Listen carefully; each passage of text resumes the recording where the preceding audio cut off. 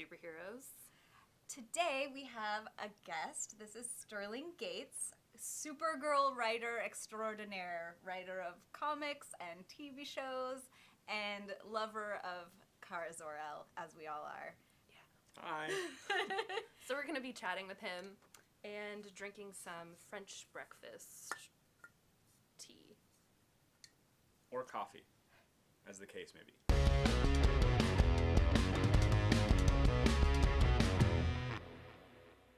Supergirl. Yeah. Uh-huh. I remember when it first came out, I was like so excited because I think we haven't had a superhero girl on television in a very long time. Yeah.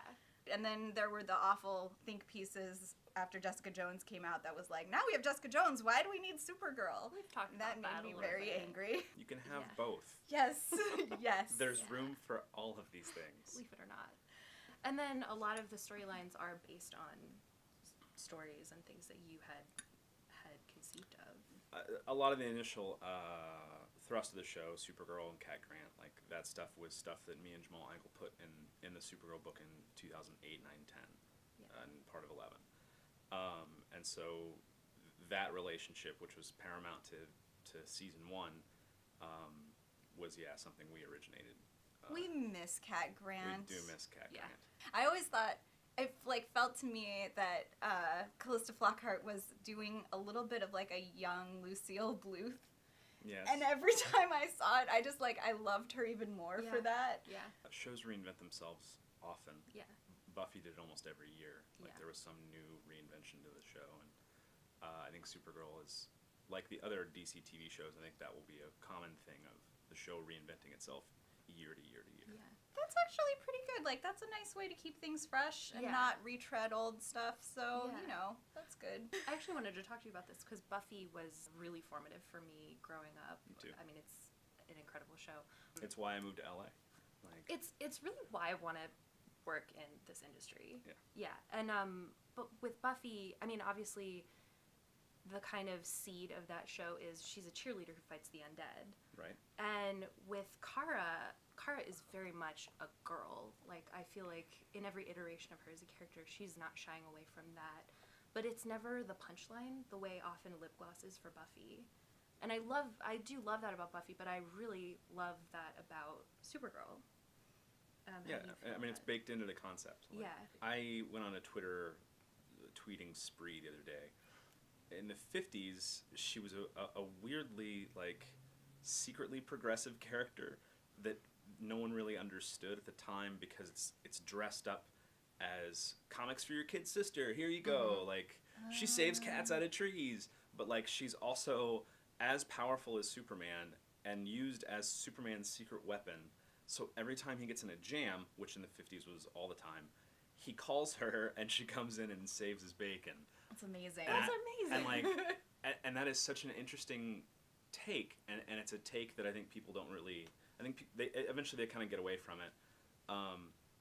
Yeah, because in the show, it's almost opposite of that. Because it's her show, so we're Yeah. following her all the time. Right. And she has to get into Occasionally, trouble. when you get a Superman cameo, he's coming in to save Right. her a little bit. But what an interesting like way Yeah. to start that character, and they were backups in Action Comics and Adventure Comics, and then eventually like the Legion of Superheroes gets introduced in the comics, and Supergirl starts interacting with the Legion, and that opens up a lot of doors because suddenly Supergirl is placed on equal footing with Superman in the books because she can team up with the Legion just like Superman can, and that changes.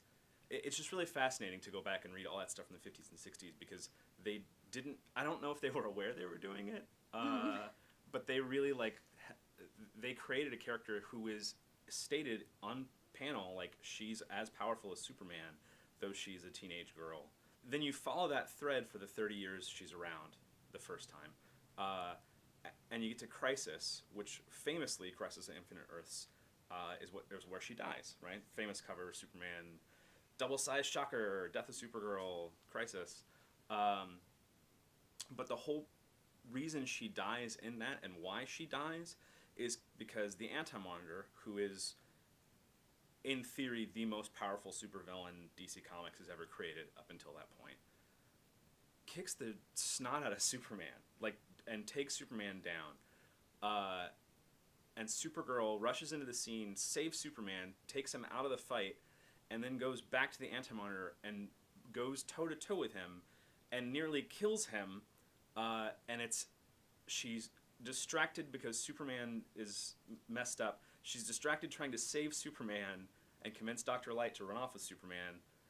And that's how the Anti-Monitor gets like the sucker punch that kills Supergirl. In theory, we, the reader, have just watched Superman be defeated by this monster, and then Supergirl not only saves Superman, she also nearly destroys this guy, this character, that Superman couldn't do. Like, so we're quietly saying in that issue she is 100% more powerful than Superman, but people don't really recognize that or remember that. They only read that as, well, it was when Supergirl was killed and how dare they kill her. Yeah, that feels like that's Squirrel Girl's narrative. Right. That right. Everybody knows that about her, but nobody knows this about Supergirl. That's sad, but also cool. And then Supergirl as a character changed pretty drastically. Like, you had this alternate reality shape-shifting being that was Supergirl for most of the 90s. I feel like that was my first encounter with Supergirl, and I didn't really care for that, and so then I didn't really encounter her again until she made a cameo in Brian Q. Miller's Batgirl. Right. Right. Like, and then she was fight back the to being Draculas. normal Right. again. Right. So yeah, so that was. funny. I mean, the 90s was a very strange time in comic books. Peter David did a really great run of Supergirl stories starring the Matrix Supergirl, they call her.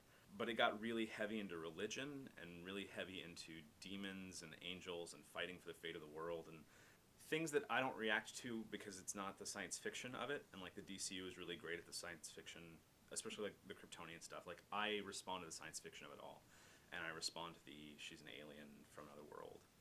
She's an alien refugee brought to our world because she was sent here because they knew it would be safe.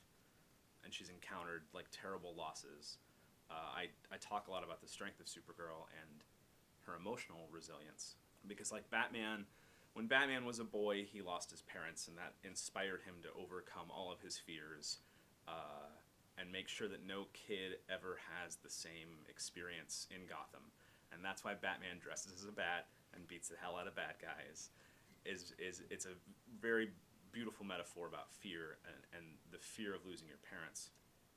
So couch that. Now think about Supergirl, who in almost every version of her origin, Supergirl loses her world. She watches Krypton explode. She's with her family on a life raft. In a lot of cases, it's Argo City.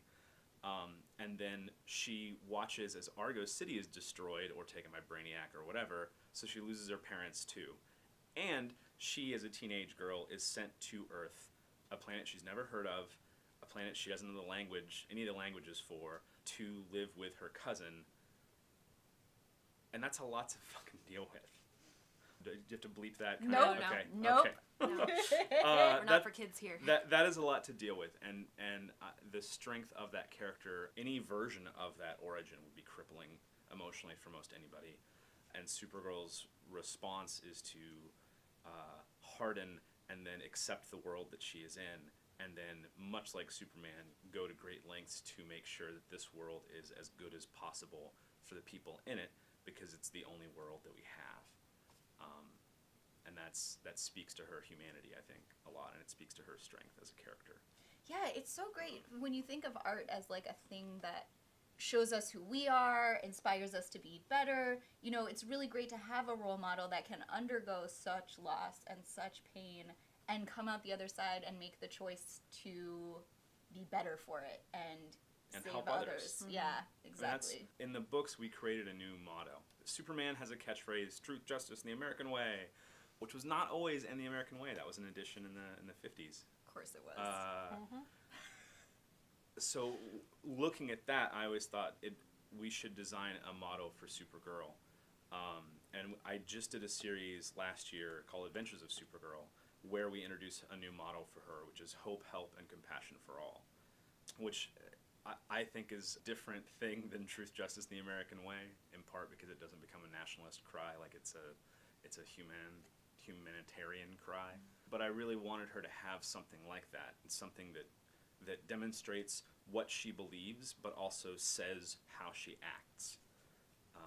Just because, you know, Superman's had all this stuff for years. Supergirl deserves the same treatment. Sure, and it has the House of L motto in it too, which is so It does. great. Mhm. That's awesome. In my world, it means hope. It's an S.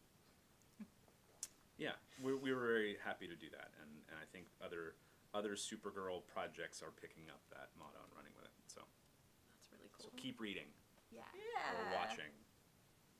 I'm actually kind of curious though, like where this love that you clearly have for her started for you. Like when you realized. When did you creatively fall in love with Supergirl? Time. There's that line in Fault in Our Stars. It's just like falling asleep, but it doesn't happen. Then it happens all at once. I mean, I loved Crisis as a kid. Like Crisis was the biggest DC Universe spanning event of my childhood. It has a 1-2 punch because Supergirl dies, and then the next issue, the Flash dies. And so, ironically, those are two of my favorite characters. They're two of my top 3 favorite characters, along with Superman. But I read Crisis over and over as a kid and really enjoyed it.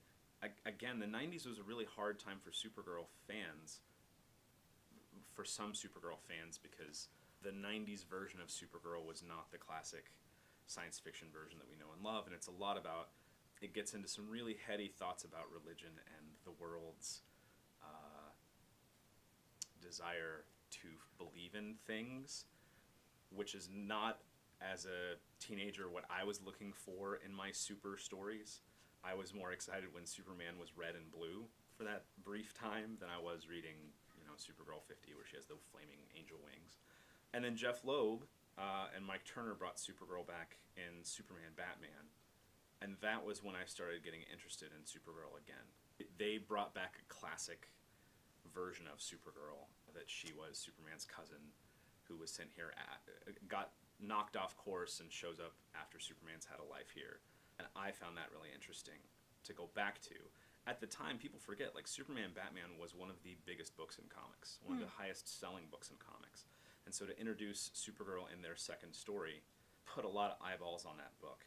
And then Supergirl, when it launched with Jeff Loeb and Ian Churchill, was like the number 3 book in comics for a few months. Like, it was a huge deal for her to come back. I got back into that character there, and then dropped back into, they were doing these huge phone book-like Showcase Presents collections, and the Supergirl one came out, and so I dropped back and read all that stuff from the 50s and 60s, and and thought, this is a great character. Like, at the time I was working as Jeff Johns' assistant, and we were talking a lot every day about the Superman books, because Jeff had just taken over Action Comics. And so we were talking about Supergirl, and I was reading the book up until that point, and I pitched him an idea, and he was like, that's great, you should write that down. And so I went home and was like, I'm not just going to write it down, I'm going to write a whole script. And I wrote a script, and I took it into the office on the following Monday. And Jeff read it and was like, this is really good, like, I would like to talk to my editor about you. I'd done some DC stuff up until that point. He said, I'd like to talk to my editor. And then I talked to the editor, and they were planning a story called New Krypton. And so the spec script I wrote became my first issue, Supergirl 34, and then New Krypton starts the next issue, and then it was sort of off to the races. But in terms of love, to circle back to your question, creatively, it wasn't until I wrote that first script, and then I had a long conversation with Jamal Igle, who was going to be drawing Supergirl with me. And one of the first conversations we had was about the character and what she means, and what she means to the world, and what she means to the DC universe. And it was a really positive, it was a 4-hour-long conversation. It was really positive. And I hung up, and I was like, I want to work with that guy on this character for as long as possible. And we did, for 3 years, we did a lot of different things. And New Krypton, as an idea, opened a lot of doors for us. And it allowed us to dig into Supergirl's relationship with her mother, Allura. Spoiler alert, Supergirl's dad is killed early in New Krypton, and so it allowed us to talk about grief and about the trauma of losing a parent. My father passed away when I was very young. Jamal's best friend was shot in front of him when he was young, and so a lot of the emotion of Supergirl 36 is us channeling those losses and how hard that was on both of us.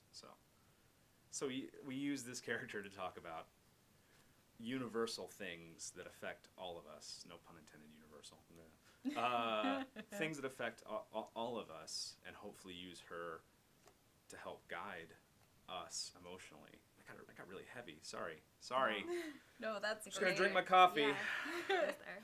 Well, I guess we should transition To- to our read-elect supply with an army. So we've explained Sterling the rules of this game. Right. Since the comics are, decades and decades Yeah. old, we're going to limit our choices to the TV show. Does Kara need an army? No. I don't She's think a- so. she's a one-woman an army. But I'd elect her. Oh, I would elect her. I'd elect her in a second. She had such a great, the episode with Linda Carter as the president was so awesome. The alien president. Dun dun dun. Spoiler. Have we ever had a superhero that was in an elected position? I don't think so. Captain America for president. I mean, Yeah, because Lex Luthor was president. that's true, but he didn't have any superpowers, thank God. Besides money and smarts, but inventiveness. I would read Cat Grant. I'd love to read Cat Grant's magazine. I'd love to read That should all of the really Catco, exist. yeah. all of the Catco output. I don't know if this is canon. If she writes a Graydon Carter style letter at the beginning of every issue, that would be fantastic. And she makes Yeah. Kara write it. Yeah. And then she does a pass. And then Yeah. she changes 3 words. I feel like the obvious answer is Alex. Right? Yeah. That would be pretty classic for us too. Yeah, we tend to give the badasses armies. Yeah. Okay. I love Alex. I love Alex because I love that she's almost like a foil for Kara because she isn't as girly and she is definitely more left-brained, but they are usually a foil is an antagonist Yeah, for yeah. you, and they Right. are in no way that. Yeah. They're best She's friends. not her shadow self. I love writing the Danvers sisters in scenes together. I think I phrased it once, every time you put them both in a situation, Kara believes the best and is super optimistic, and Alex knows the worst thing that will happen. She doesn't even need to be pessimistic, she just knows the worst thing that's going to happen, and so that puts them at odds every time. And you get a lot of really fun scenes and fun drama out of that. Yeah, they're really fantastic together, and the I love actresses' them chemistry is together. fantastic, and they're just great. And it's really important, I feel, to have examples in television where you can say, look, there's more than one way to be a woman, Yeah. Right. and nobody is putting anybody down about it. I also like the adoption aspect, that Kara is an adopted sister who came into Alex's life when they were teenagers, and that love and acceptance is still there, as strong as a biological sisterhood. I think that's a really important message, and it's a message we don't see often in pop culture at all. I love Alex. I want her in the comics, in the mainline comics. Yeah. That's my life. It's one of my life goals, is trying to get that to work.